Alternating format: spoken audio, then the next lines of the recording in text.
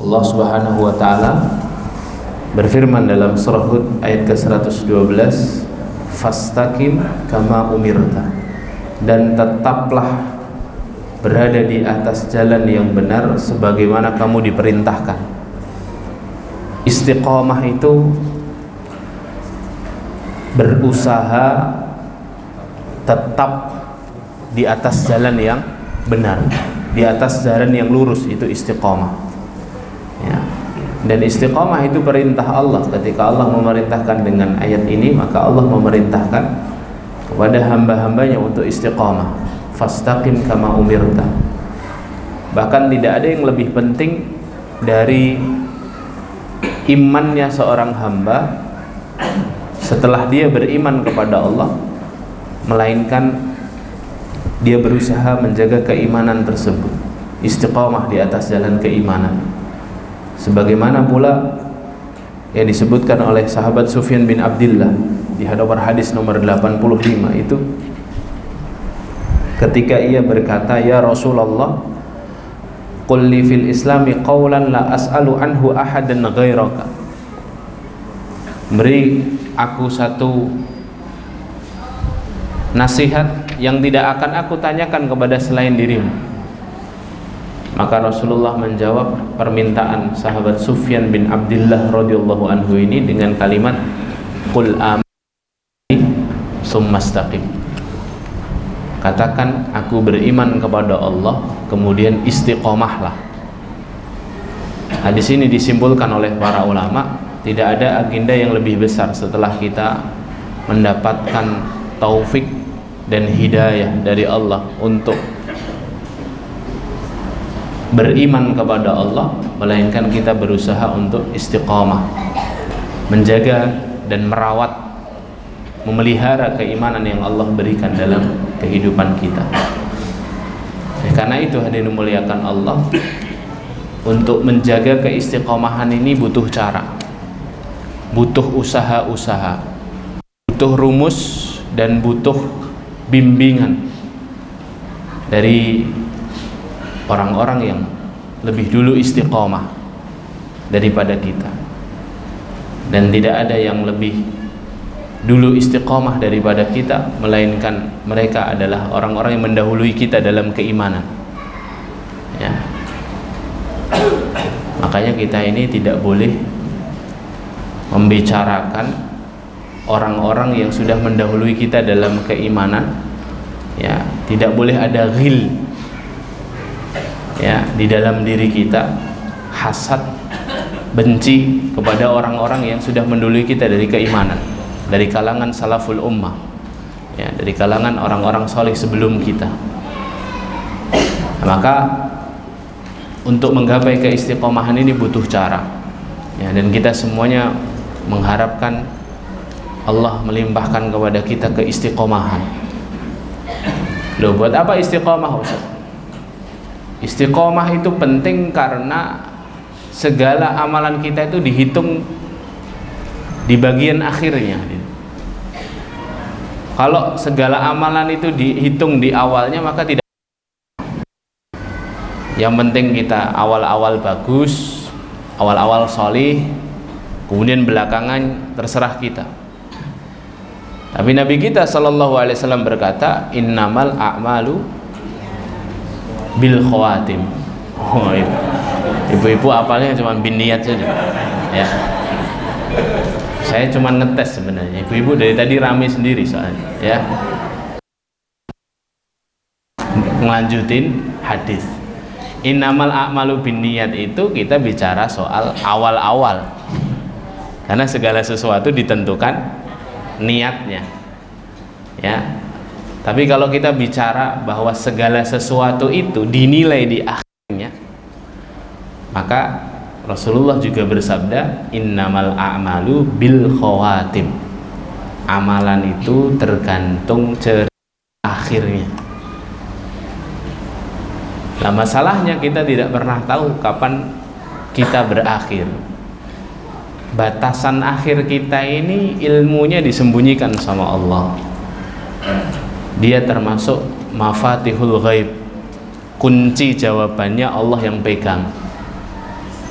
Kita tidak dikasih tahu informasinya, kapan kita meninggal, di mana kita meninggal, dan berapa sisa usia kita tidak dikasih tahu sama Allah.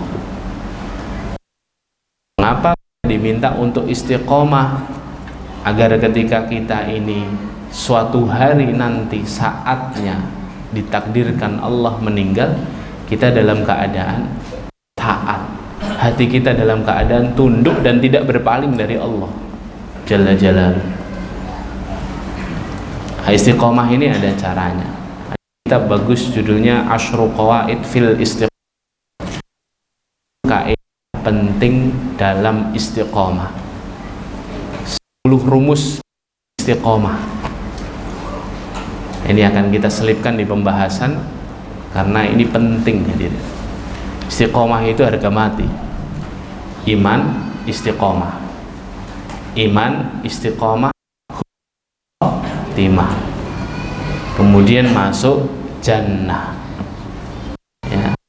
Nah ini hadirin, apa saja kaidah-kaidah istiqomah yang paling penting untuk kita kuasai, kita pelajari dan kita amalkan dalam keseharian kita. Kita akan coba bahas satu persatu secara cepat. Ada 10 kaidah, saya targetkan ini 2 pertemuan selesai ya. Semoga pertemuan ini dan pertemuan depan insya Allah semoga selesai ya. Jadi kalau biasanya 10 kaidah ini saya bahas mungkin sekitar 5 pertemuan tapi ini hanya nyelipkan di pembahasan kitab, jadi kita percepat. Kita simpulkan di setiap kaidah ada keywordnya, kata kuncinya. Lah kata kuncinya ini yang kita pegangi dan kita amalkan insya Allah. Kaidah yang pertama ya, kitab kecil ini dikarang oleh seorang ulama besar di Saudi dan beliau masih hidup, Allah Ta'ala, tinggal di Madinah. Namanya Syekh Abdul Razak bin Abdul Muhsin Al-Badr, hafizahullah Ta'ala. Dia nulis kitab ini merumuskan dari semua rumus yang dibahas oleh para ulama soal istiqomah. Kemudian beliau ada 10 kaidahnya. Kalau kita ingin istiqomah sampai husnul khotimah, jagain 10 ini. Sudah siap bapak-bapak? Masya Allah ya. Bismillah ya, bismillah. Kita berusaha istiqomah ya. Kita semuanya berusaha istiqomah. Kalau ada kekhilafan, kalau ada kesalahan pernah kita lakukan, segera bertobat kepada Allah, kemudian memperbaiki ya. Yang pertama, saya baca Arabnya dulu, kemudian saya coba jelaskan dengan Indonesia sejelas-jelasnya. Haqiqatul istiqamati luzumul manhajil qawim wassiratil mustaqim. Hakikat istiqomah adalah menapaki manhaj yang benar berdasarkan Al-Quran dan As-Sunnah sesuai pemahaman sahabat. Hakikat istiqomah adalah menapaki manhaj yang benar berdasarkan Al-Quran dan As-Sunnah sesuai pemahaman sahabat. Manhaj itu apa?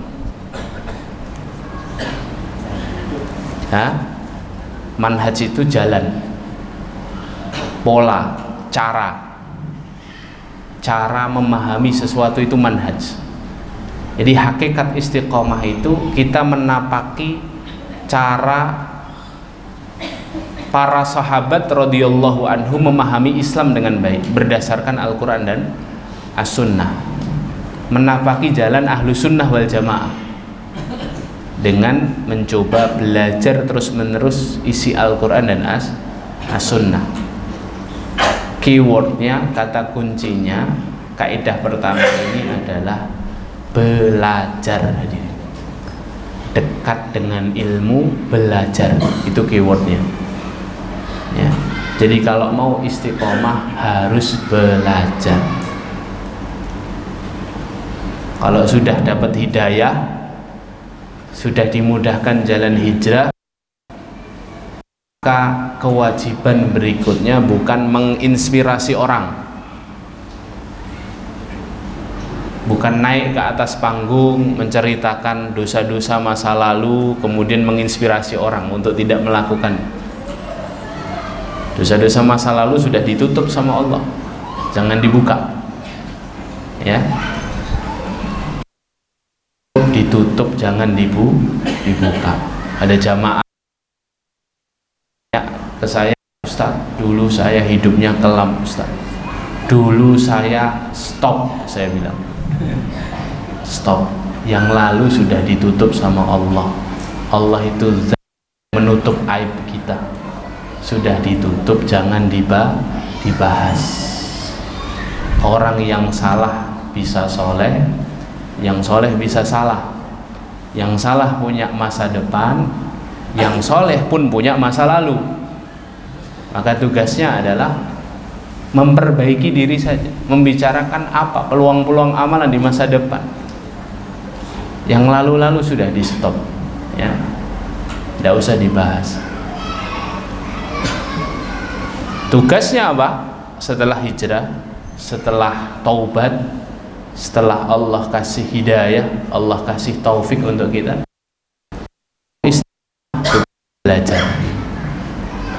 belajar.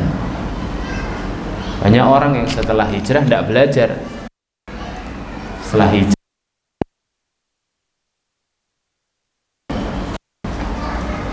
dulu nggak pakai jilbab, sekarang pakai jilbab.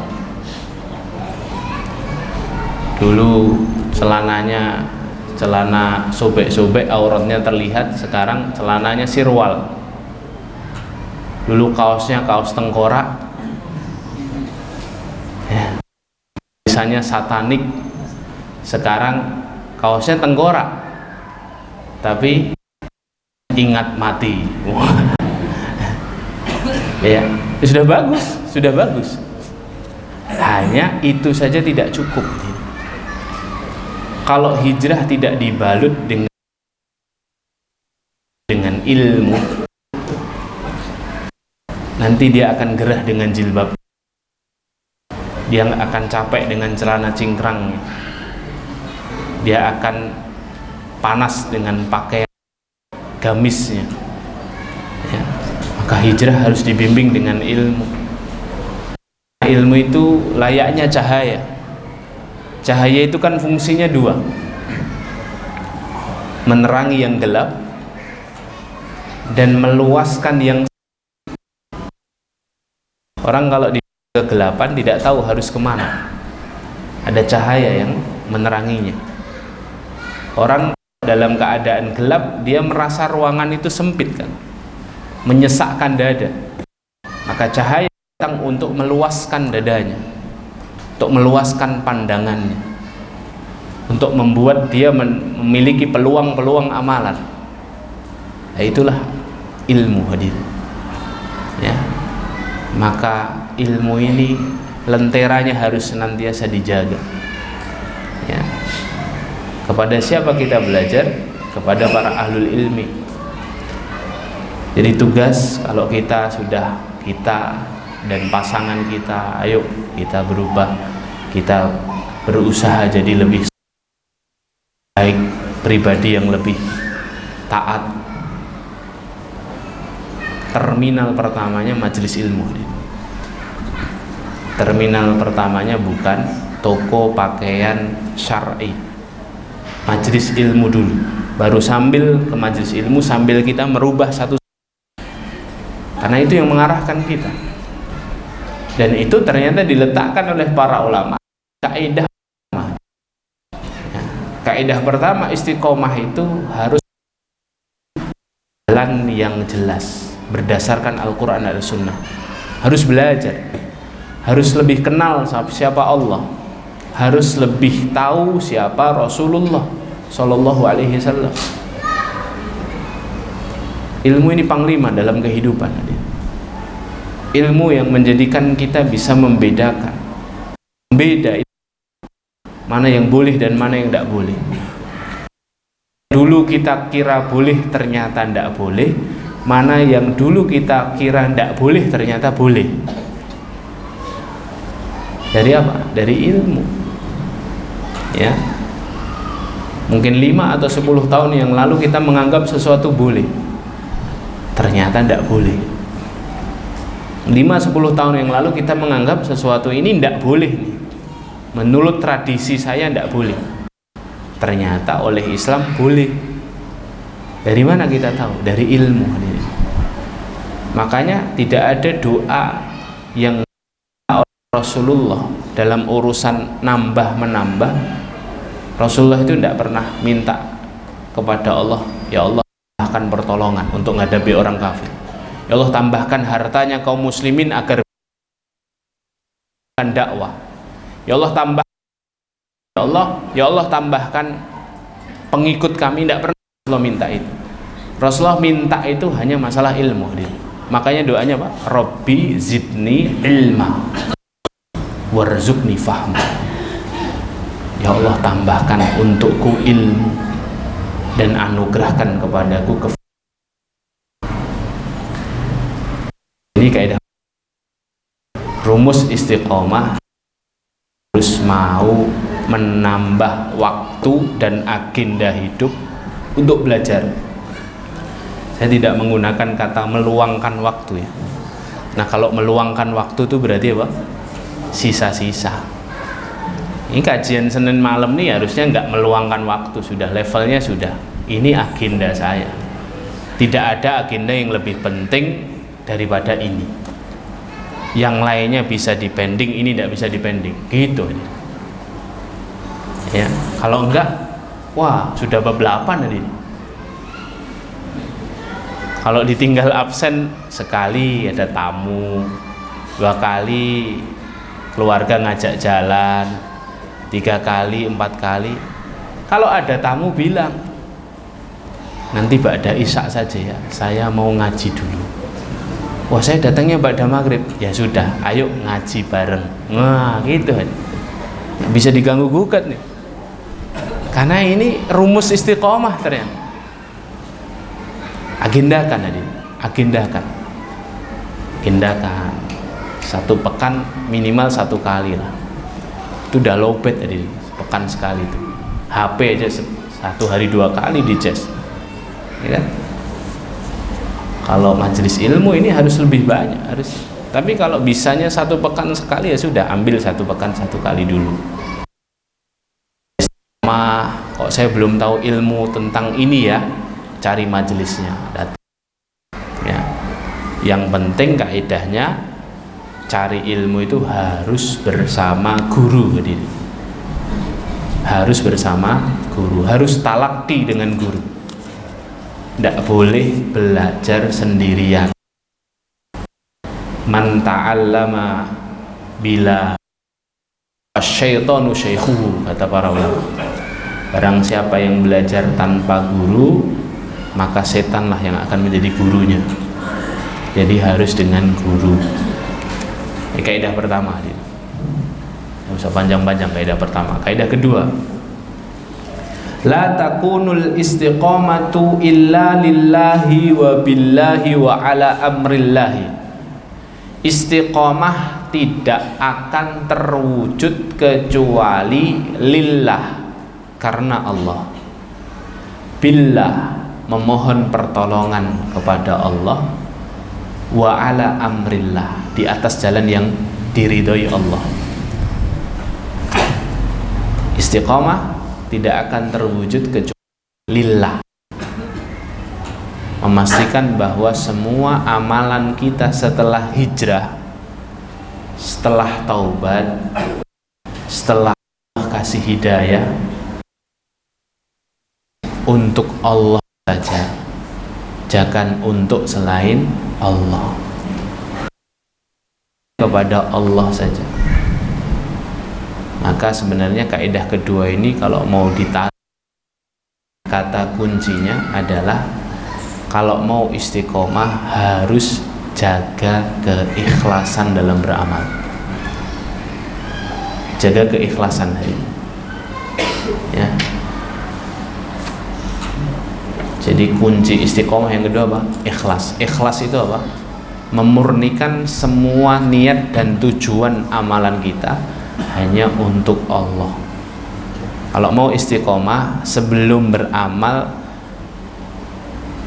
tampilkan satu pertanyaan yang harus kita jawab sebelum kita melakukan amal itu. Pertanyaan apa? Pertanyaan itu apa? Amalan saya ini bikin Allah ridho atau bikin Allah murka? Dan harus kita jawab sebelum kita mengeksekusi amalan itu. Kalau bikin Allah ridho, lanjutkan. Berarti kita beramal untuk Allah, untuk mencari ridho Allah. Tapi kalau bikin Allah murka, kajian, tapi kajiannya mendapatkan pujian. Sholatnya mendapatkan pengakuan. Bikin Allah murka, tanggalkan ini, amalan yang lain. Karena dengan keikhlasan ini yang membuat seseorang istiqomah. Kalau tidak istiqomah, tidak bisa istiqomah. Kalau tidak ikhlas, tidak bisa istiqomah.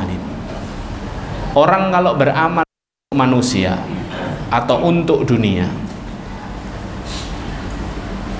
ketika manusia masih memujinya, dia akan melanjutkan amalan. Tapi kalau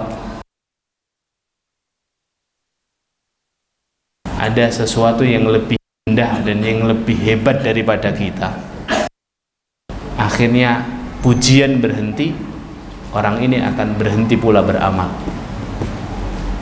Dunia hilang dari diri, akan berhenti beramalnya untuk manusia, bukan untuk Allah. Adapun orang yang ikhlas beramal untuk Allah, dia tidak akan berhenti beramal sampai dia mendapatkan surga. Dia tidak akan berhenti beramal karena kekhawatirannya, modalnya masih, amalannya masih sedikit, bekalnya untuk akhiratnya masih minus, sehingga dia terus beramal, istiqomah di situ. Ya. Kaidah keduanya, Pak, jaga keikhlasan dalam beramal. Ya, setiap kali mau beramal tanya dulu, bikin Allah ridho atau enggaknya. Kalau bikin Allah ridho, lanjutkan. Kalau bikin Allah enggak ridho, kalau sifatnya maksiat, tinggalkan. Tapi kalau sifatnya taat, bikin Allah enggak ridho. Ada loh taat yang bikin Allah enggak ridho. Taat yang salah niat tadi itu. Ya, jangan tinggalkan ya. Kalau taat bikin Allah murka karena salah niat, jangan tinggalkan. Karena meninggalkan sesuatu karena manusia itu juga riya. Ada jamaah bertanya, Ustaz, saya mau taklim, tujuannya mau bikin konten, Ustaz. Mau saya foto-foto, saya upload biar orang-orang tahu saya ini anak hijrah, Ustaz. Ya, saya mau datang nih ke tempat taklim yang rame, ustadznya yang kondang. Niat awalnya begitu. Kemudian di parkiran saya taruh motor, saya masuk, Ustaz. Kemudian saya masuk masjid, saya dapat hidayah dari Allah, Ustaz. Buat apa saya beramal untuk kayak gini? Apa yang harus saya lakukan, Ustaz? Saya pulang ambil kendaraan atau saya lanjut di situ? Ya. Saya hampir pulang waktu itu, Ustaz. Cuman saya galau. Karena kalau saya pulang, berarti saya pulangnya juga karena manusia. Takutnya apa? Takutnya karena alasan manusia. Ya. Pulang, datangnya karena riya, pulangnya juga karena riya. Maka apa yang harus dilakukan? Ya, mengerjakan sesuatu karena manusia itu riya, meninggalkan sesuatu karena manusia itu juga riya. Maka yang harus dilakukan adalah tetaplah di jalan ketaatan sambil bertobat kepada Allah Subhanahu wa taala atas keinginan yang diri kita tadi. Yang harus dilakukan apa? Istighfar, taubat, astagfirullah wa atubu ilaih. Kemudian apa? Perbarui niat. Makanya para ulama bahas tentang bab tajdidun niat kan, memperbarui niat. Karena para ulama itu bahas amalan-amalan itu terbagi menjadi 3 bagian, awal, tengah, akhir. Kalau di awalnya untuk manusia, di pertengah baru ini untuk Allah, maka boleh dilanjutkan. sampai akhir untuk Allah, husnul khotimah. Perlu kita perbarui niat dengan kemudian beristighfar kepada Allah, kemudian kita perbarui niat. Yang kedua. Yang ketiga, istiqamatul jawarihi bistiqamatil qalbi. Ini kaidah ketiga nih.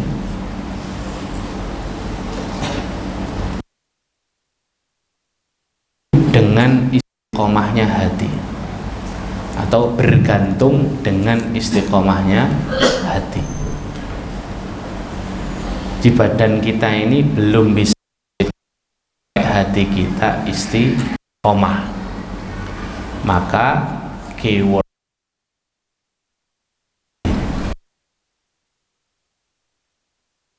karena rajanya anggota tubuh kita adalah hati. Merawat hati itu komponennya dua. Makanya Ibnu Qayyim, hati itu seperti tanaman. Tanaman itu bisa hidup hijau, subur, bahkan bisa berbuah kalau ada dua faktor. Faktor pertama nutrisi, faktor kedua terhindar dari hama. Dikasih pupuk bagus, tapi kalau ada tanam dilindungi dari hama, tapi tidak pernah dikasih nutrisi, nggak sehat, nggak gede-gede.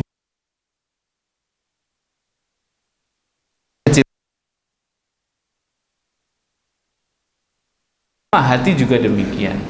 Merawat hati, memaintenance hati itu dengan dua cara. Memberikan nutrisi-nutrisi hati. Yang kedua, menjaganya dari penyakit. Menjaga dari penyakit-penyakit hati. Penyakit hati yang paling berbahaya kata para ulama itu adalah ragu kepada Allah. Hati yang paling banyak menjangkiti seseorang itu tiga. Satu, marah, suka marah nih, emosinan, dikit-dikit banting barang, dikit-dikit misah-misuh, ya, dikit-dikit ngangkat suara, ya, gak mau dengerin pendapat orang, marah ini. Kedua, hasad, dengki, gak seneng lihat orang punya nikmat tadi. Hasad ini berbahaya dia. Ya, hasad ini berbahaya, merusak banyak hal ini. Yang ketiga, suudzon. Suudzon. Nah, ini tiga penyakit hati yang paling populer dia. Dan mungkin menjangkiti kita juga gitu ya. Dan kita bermohon kepada Allah agar Allah melindungi kita dari tiga penyakit ini. Ya. Jadi puncak penyakit hati itu ragu sama Allah, asyakku billah. Ya, ragu sama Allah. Dan semoga kita tidak terkena penyakit yang satu ini ya. Kalau sudah ragu sama Allah itu apa-apa nanti jadi salah nih. Karena tidak thiqatu billah lagi, tidak percaya sama Allah, ya, tidak tawakal lagi, berserah lagi, apa-apa ngandalin diri, apa-apa ngandalin manusia, ya, salah jalan. Tapi penyakit hati yang paling populer itu marah, hasad, sama apa? Suudzon. Jagain nih diri kita dari ini. Dan banyak penyakit hati yang lain. Kalau penyakit hatinya orang soleh itu ujub. Ulama sepakat tuh. Orang soleh itu penyakit hatinya ujub, merasa bangga dengan peraihan diri. Selalu mengatakan saya sudah. Saya sudah khatam Arba'in Nawawiyah. Saya sudah khatam Riyadhus Shalihin. Mau ngapa kamu? Ya. Kamu baru kemarin sore belajar aja kok. So-soan ngingetin saya. Ujub hadin, bahaya hadin ujub. habis semua amalannya kalau seorang sudah ujub itu. Nah, dua inti merawat hati itu. Satu, jagain dari apa? Penyakit hati. Yang kedua apa? Tambah nutrisi hati. Nutrisi hati itu apa, Ustaz? Nutrisi hati itu yang menyokong hati kita agar tetap tunduk sama Allah. Datang ke majelis ilmu ini nutrisi hati. Hatta jenengan tidak paham apa yang disampaikan Ustaz, datang ke majelis ilmu itu sudah nutrisi hati. Karena Anda sudah melihat, berkumpul, bertemu dengan orang-orang soleh. Imam Al-Ghazali itu berkata, melihat wajahnya orang soleh itu sudah nutrisi hati. Melihat tok itu bikin hati kita hidup. Kenapa? Setidaknya muncul rasa cambuk dalam diri kita. Ya Allah, kok ada orang soleh kayak gini, saya belum apa-apa ya Allah. Lah, rasa gelisah itu kan sudah menghidupkan hati. Ketemu semua orang soleh, ya sangat jagain sunnah, ya makannya duduk, pakai tangan kanan, ya murah senyuman, ya sangat jagain adab-adab. Itu kita yang mungkin belum seperti itu, kita akan agak malu kan. Ya Allah, kok saya makan masih berdiri ya? Oh, saya makan masih kadang-kadang tangan kiri. Oh, saya masuk masjid tidak seperti dia. Masuk masjid itu harusnya kanan dulu ya, kayak dia. Ngamati toh, sedang hidupin hati ya. Orang soleh begitu ya. Nutrisi hati ya, minta nasihat ya. Zikrul maut, ingat kematian, itu nutrisi hati. Datang takziah, beli kain kafan ya, udah pernah saya bahas ini ya. Dua amalan yang paling menghidupkan hati itu satu, dua amalan mengingat maut, mengingat mati yang menghidupkan hati itu satu, takziah. Takziah siapa itu? Siapapun, jamaah masjid, tetangga atau temennya teman Anda, selama dia muslim, sholat, Anda datanglah ke tempat dukanya, kemudian hanya sekedar ambil air wudhu, ikut sholat jenazah. Melihat kerandanya di soft paling depan, dia terbujur kaku dengan balutan kain kafannya, itu sudah menghidupkan hati. Pasti menghidupkan hati ya. Kemudian kalau bisa sampai ke liang lahatnya lagi menghidupkan hati. Ya Allah, besok diantar sama orang segini, dimasukkan ke dalam kuburan, ditutup pakai tanah, ditinggal sendiri. Kita semuanya itu. Yang kedua, beli kain kafan. Udah pada punya kain kafan?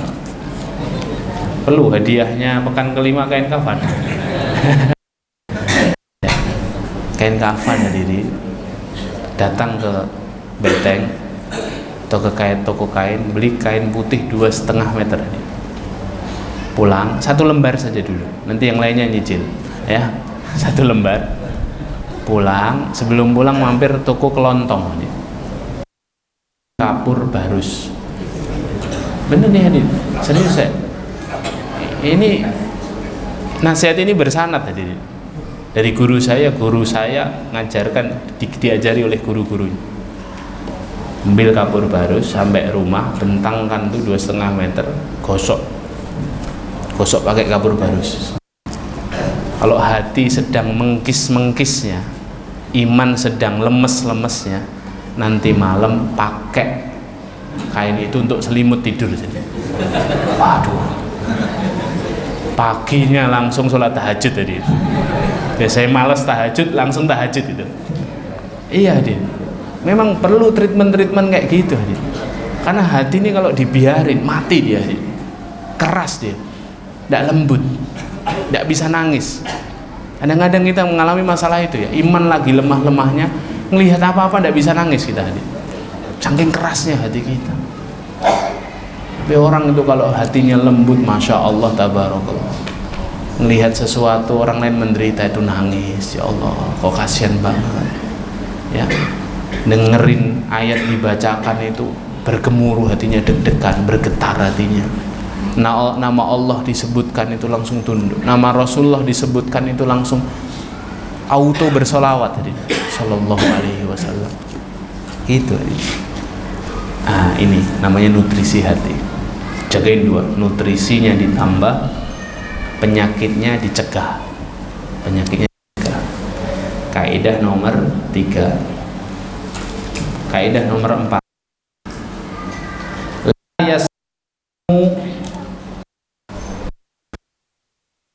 Kaidah nomor 4, laku bin niyati wal af'ali wal aqwal. Istiqomah berkaitan dengan hal. Disebut seorang itu istiqomah kalau 3 istiqomah. 1, niat, sudah kita bahas di kaidah kedua.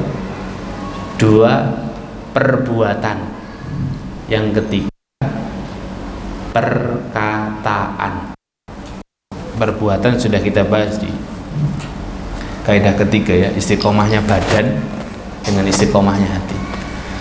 Yang ketiga, perkataan. Akan para ulama ingin mengatakan kepada kita, kalau pingin istiqomah badan kita, istiqomah lisan,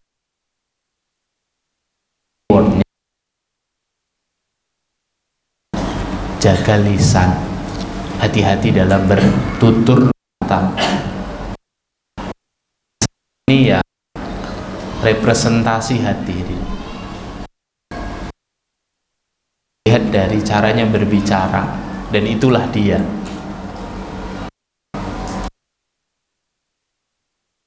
Jika itu kan bahasa dia. Kalau bahasa satu bobrok rusak, itu rusak dia. Mesti itu. Kenapa? Karena apa?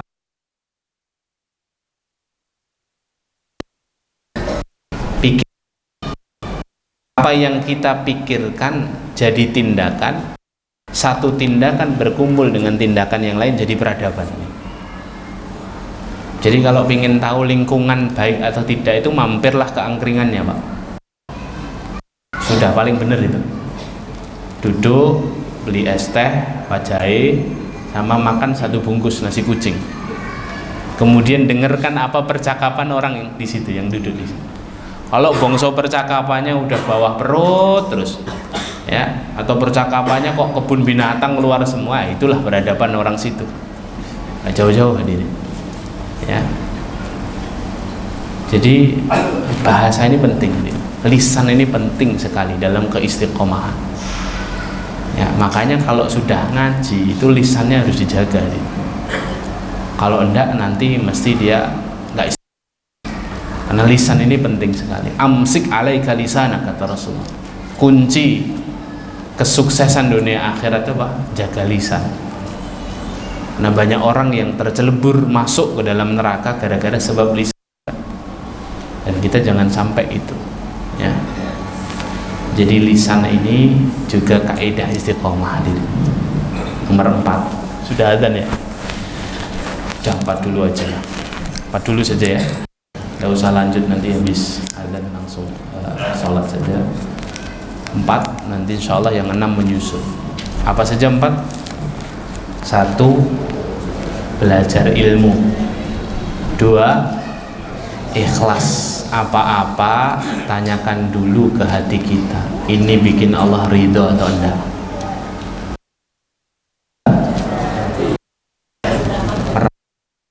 2, nutrisi penyakit hati.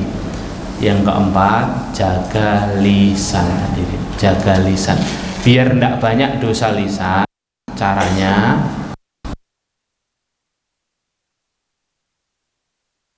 amar ma'ruf.